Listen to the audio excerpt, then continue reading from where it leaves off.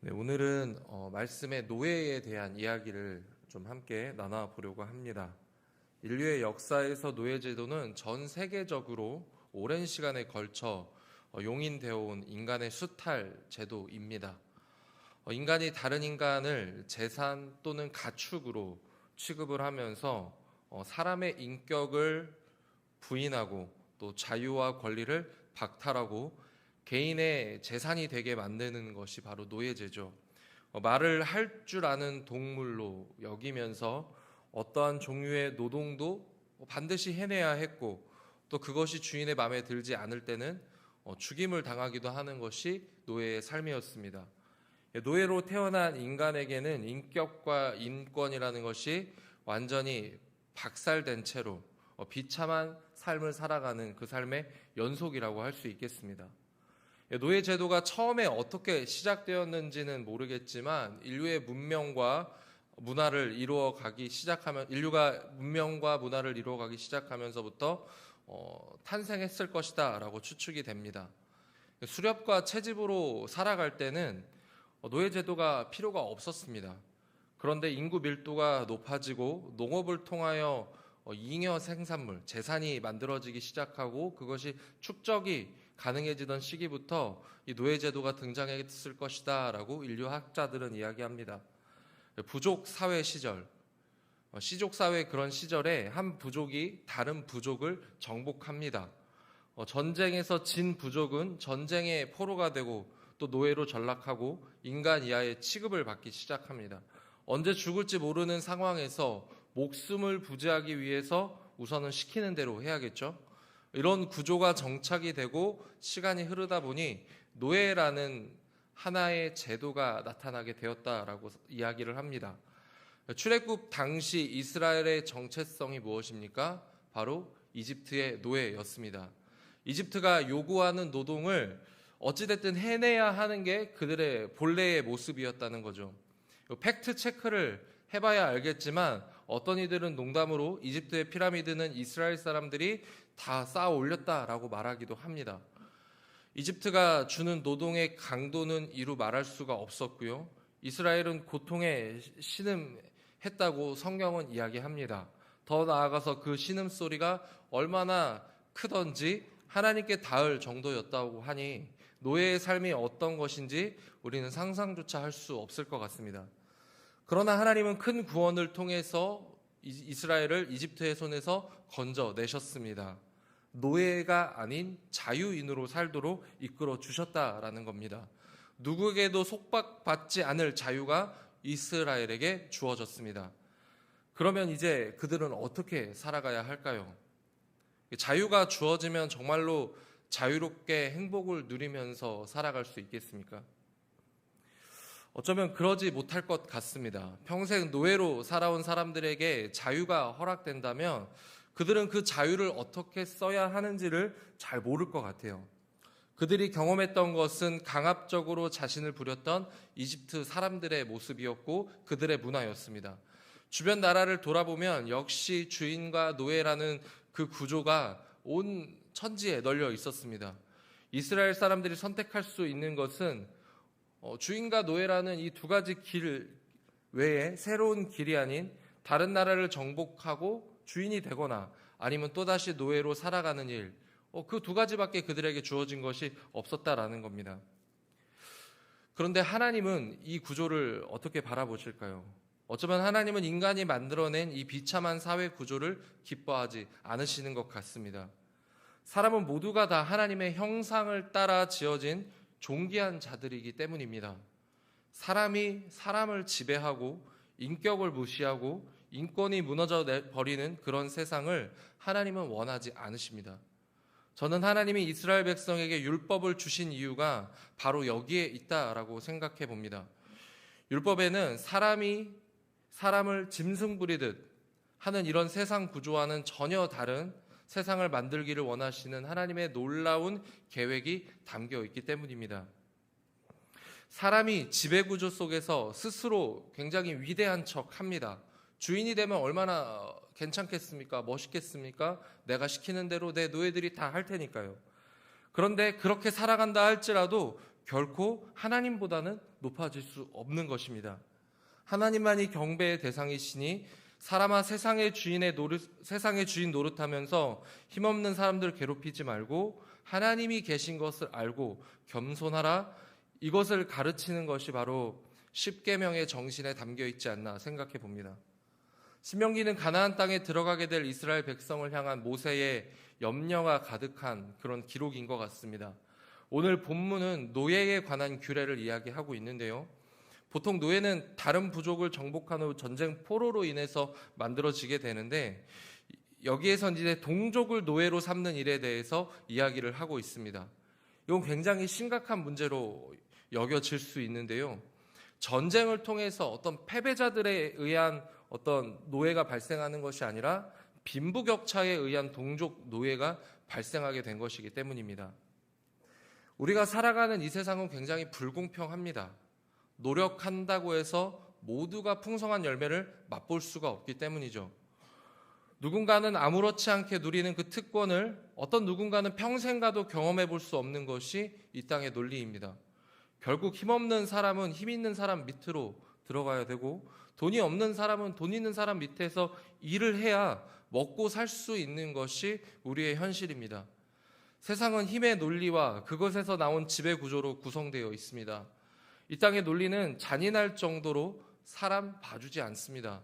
한 핏줄인 민족도 또 가족도 또 형제도 노예로 만들기를 주저하지 않는다라는 겁니다. 최첨단의 종교를 앞세운 가나안 땅은 형제가 형제를 종으로 삼는 이 엄청난 비극을 아무렇지 않게 당연하게 여깁니다. 이스라엘 역시 가나안 땅의 논리를 아무렇지 않게 수용하게 될 것입니다. 어쩌면 하나님은 여기까지 생각을 해두시는 것 같아요.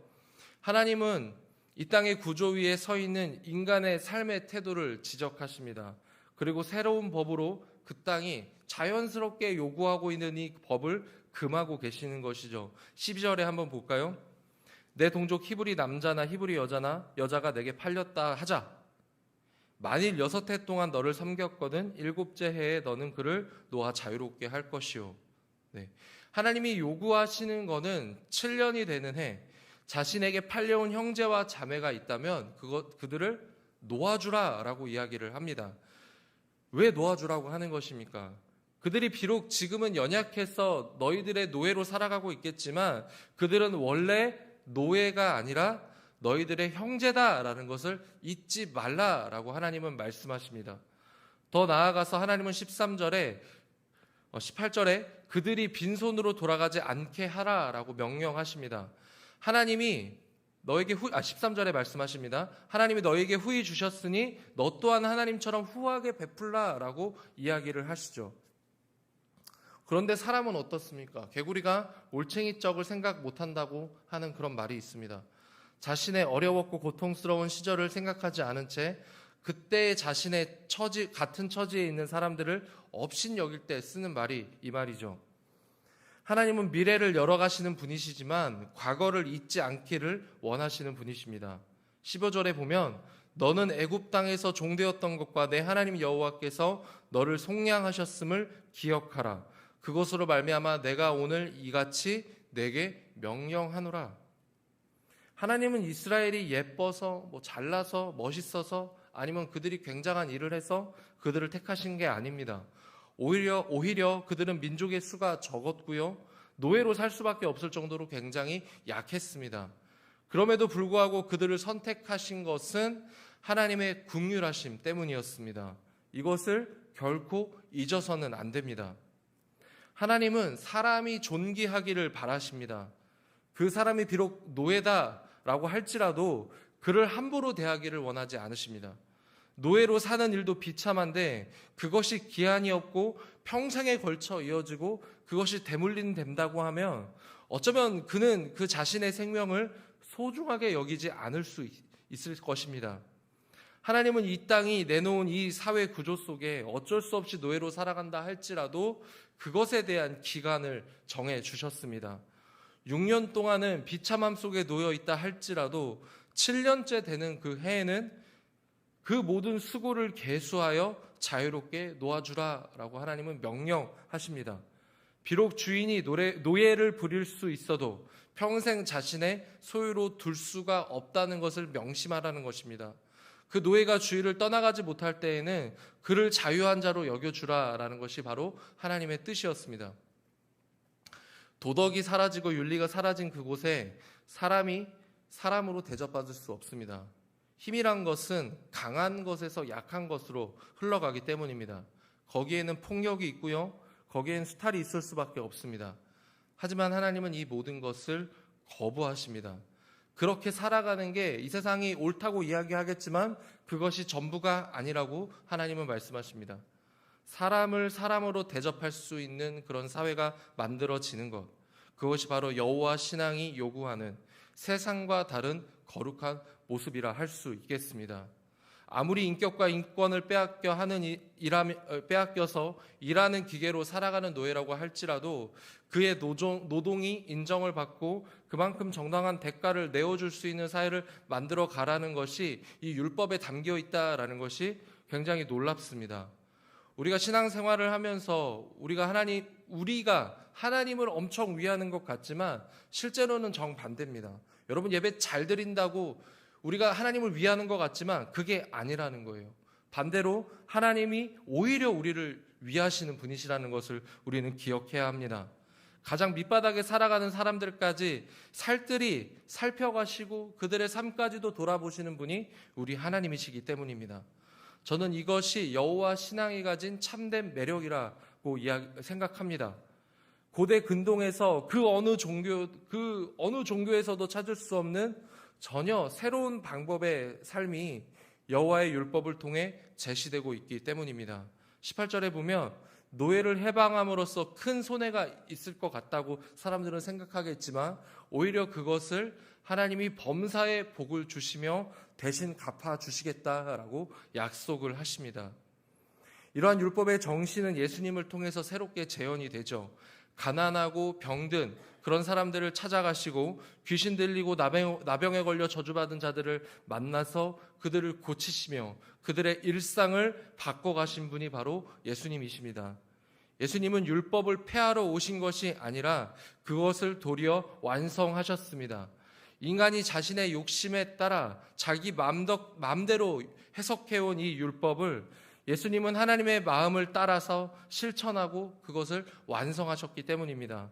우리가 이 힘든 땅을 살아가면서 예수님을 통해 위로를 얻을 수 있고 하나님의 나라를 꿈꿀 수 있는 것은 바로 하나님께서 이 땅이 주는 저주와 속박으로부터 우리를 자유롭게 하셨기 때문입니다. 예수님이 우리의 소망이 되는 것은 노예와 같이 비참하게 살아가는 인생들을 향해 예수님께서 먼저 다가오셨고 또 우리의 눈물을 닦으시며 우리를 각 사람 한 사람을 존귀한 자로 세워주셨기 때문입니다.